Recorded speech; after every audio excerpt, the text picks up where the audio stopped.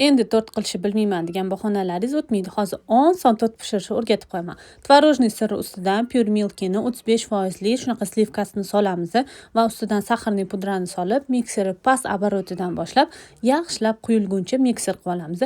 O'zi pastdan boshlab ko'pirtirsanglar, o'zi shunaqa quyilib, chiroyli krem tayyor bo'ladi. Biskvit uchun men tayyor muzani biskvit xamirlaridan foydalandim. Biskvit xamirlarini olamiz, sut, shirin suv yoki kofe yordamida propitka qilib olamiz. Men sutdan foydalandim.